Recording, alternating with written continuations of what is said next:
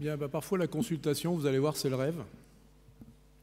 On vous envoie une femme de 47 ans, qui est multi-opérée, qui est tabagique, et qui, au cours d'un mouvement banal, présente une impotence du membre inférieur.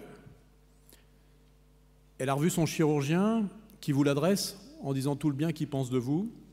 Et puis il y a son médecin généraliste avec qui vous avez fait vos études, qui vous dit « il faudrait vraiment que tu me l'apprennes ». Et là, vous savez que c'est la fin de la consultation et que ça va mal se passer. Et vous lui demandez ses radios. Et là, le clou rétrograde, ça va être compliqué. Le clou tout simple, ça ne va pas passer. La plaque, elle a été opérée 7 fois. Et donc, il n'y a qu'un problème, c'est qu'il va falloir changer la prothèse. Et donc là, tous les problèmes commencent. Alors, quand on veut changer une prothèse, on n'a souvent pas le choix parce qu'on a une fracture, et c'est une fracture itérative, 3-4 fractures, donc on est devant une pseudarthrose, on n'a pas de consolidation possible. On a parfois une mauvaise localisation, et Mathieu vous en a parlé, quand c'est quelque chose de très bas, on ne peut pas faire d'ostéosynthèse. Et puis quand l'os est nécrotique, parce que par exemple il a été irradié, parce que vous avez mis une prothèse dans des suites de chirurgie cancérologique, il n'y a pas de consolidation possible, et puis il y a des fois, on se pose beaucoup de questions, et quand il n'y a pas de solution, la seule solution c'est de changer la prothèse. Alors les indications, elles sont relativement simples. Quand on a un décèlement qui est associé à la fracture ou qu'on a l'impossibilité d'avoir une ostéosynthèse simple, on est obligé de le faire. Quand on a un cas, comme vous l'a montré Mathieu, avec quelque chose de relativement classique, on peut faire une ostéosynthèse. Et dans tous les autres cas, il va falloir changer. Alors vous avez le décèlement associé. Vous avez ce type de fracture, qui est une fracture qui est suite à un décèlement. Là, vous allez être obligé de changer votre prothèse. Là, vous avez l'impossibilité de faire une ostéosynthèse stable. Là, c'est le cas tout à fait typique. Nos anesthésistes nous disent il est hors de question de changer, il va falloir que vous fassiez quelque chose. Et donc, on fait ça. C'est-à-dire qu'on met des broches, vous imaginez comme ça peut tenir. Donc, qu'est-ce qui se passe? Ça se redéplace, ça s'infecte, et ça se termine comme ça. Donc, attention, parfois, à vouloir faire du minimaliste, ça finit par des choses extrêmement compliquées. Alors, quel matériel il va falloir? Il va falloir d'abord ponter le foyer de fracture, s'appuyer sur l'os sain et combler et gérer les pertes de substances osseuses. Et puis, il va falloir ensuite gérer le type de contrainte en fonction de votre environnement ligamentaire. Alors, pourquoi l'utilisation systématique des tiges qui pontent la fracture? Ça, c'est un exemple très simple. C'est un homme qui est suivi dans le service depuis pratiquement 40 ans. Il a commencé par un polytraumatisme, il a eu des ostéosynthèses, il a eu des prothèses, il a eu une révision de prothèse, puis là, il vient de se fracturer. Et comme on l'a beaucoup opéré, on a voulu faire quelque chose de pas trop agressif, on ne se sentait pas de changer la prothèse, on lui a donc fait une ostéosynthèse. Voilà, l'ostéosynthèse, elle n'était pas si mal que ça, on a mis 2 plaques, c'était un gars très costaud. Qu'est-ce qui s'est passé? Échec. Donc, ce qui est très important, c'est de vous dire, de toutes les manières, quand je vais changer la prothèse, le premier élément, je vais devoir ponter la fracture. Puis ensuite, vous allez devoir compenser les pertes de substances osseuses. Car dans un grand nombre de cas, surtout quand vous avez un décèlement, vous allez avoir la nécessité de combler ces pertes osseuses. Soit avec des prothèses massives, soit avec des cônes de comblement, ça c'est du métal, vous pouvez les utiliser, soit avec des greffes. Le problème des greffes, c'est la disponibilité. Vous savez qu'en France, on est extrêmement bien organisé, donc on n'a vraiment pas ce qu'il faut. On a quand même la chance, nous, à Clermont-Ferrand, d'avoir une ostéobanque qui nous permet d'en avoir, mais c'est quelque chose qui est relativement peu disponible. Ensuite, vous allez devoir déterminer le type de contrainte que vous allez devoir prendre. Si la perte de substances osseuses n'emporte pas les insertions ligamentaires, c'est-à-dire que si vous continuez à avoir un genou qui est ligamentairement stable, vous pouvez vous contenter, bien évidemment, d'une semi-contrainte. À partir du moment où vous allez le voir, la perte de substances atteint les insertions ligamentaires, vous n'aurez pas d'autre solution que la charnière.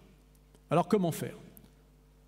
La fracture, elle est proche de l'interligne, ou elle est loin de l'interligne. Et en fonction de ça, vous allez devoir jongler avec un certain nombre de possibilités. Si la fracture est proche de l'interligne, vous allez combler la perte de substance osseuse comme vous le voulez. Vous allez utiliser un implant de reprise avec une tige plus longue, et dans un grand nombre de cas, la semi-contrainte sera parfaitement suffisante. Voilà un cas clinique, une fracture extrêmement basse. Là, on a utilisé une prothèse à charnière. On a comblé avec des greffes au niveau du fémur et on a un résultat qui est tout à fait satisfaisant. En fait, on a fait une grosse reprise. La fracture, elle est loin de l'interligne. Alors là, ça se complique un peu. Il va falloir ponter, il va falloir s'appuyer sur un os sain, soit avec du métal, soit avec des greffes massives. Et la contrainte, ça va être le plus souvent une charnière. Le cas clinique que je vous ai montré, voilà, là, on a réutilisé l'os, on a greffé avec du spongieux, on a cerclé, on a compensé avec des cales, on a utilisé tout ce qu'on pouvait utiliser et surtout, on a ponté, bien évidemment, le foyer de fracture. Un cas de clinique avec une obsédarthrose sur une fracture périprothétique, là aussi, on a pris l'option d'une prothèse massive. Ce n'est pas à l'heure actuelle ce qu'on ferait, mais c'est une possibilité. Alors quand on revient à notre cas clinique, cette femme de 47 ans, multi-opérée, tabagique, qui a présenté cette fracture, qu'est-ce qu'on lui a fait? Eh bien, on a ponté, on a remplacé la perte de substance osseuse à l'aide d'une greffe, et on a utilisé bien évidemment une charnière, puisque vous voyez que dans cette chirurgie, il n'y a plus aucune insertion ligamentaire possible au niveau de l'épiphyse tibiale, et on a été obligé de synthéser la tubérosité tibiale antérieure de manière à avoir une activité de l'appareil extenseur. Quelques trucs et astuces à mon avis. Quand on part sur une charnière, il vaut plutôt faire des voies d'abord latérales si on en a la possibilité, parce qu'on sollicite moins l'appareil extenseur, on a moins de risque de luxation.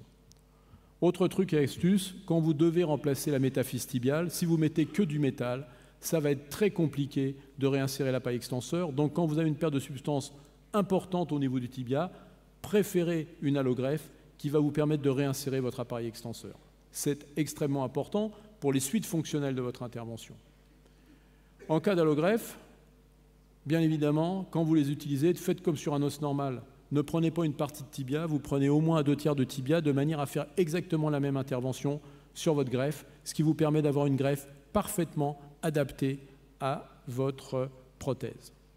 Et puis aussi, qu'on utilise du métal ou de la greffe, pensez toujours au ciment en interface entre votre prothèse et le métal, entre votre prothèse et la greffe. C'est extrêmement important pour avoir une bonne sollicitation et une bonne fixation. Alors qu'est-ce qu'il faut retenir? De toutes les manières, c'est toujours une situation critique. C'est une chirurgie qui est extrêmement compliquée, qui est non dépourvue de risque. Si la fracture elle est proche de l'interligne, en fait, c'est une révision qui n'est pas beaucoup plus compliquée qu'une révision avec un décèlement important. Si vous avez une fracture à distance de l'interligne, il vous faut ponter la fracture, il vous faut compenser la perte de substance. Et au tibia, je vous conseille de préférer l'allogreffe pour la réinsertion de l'appareil extenseur. Voilà le résultat. Je vous remercie.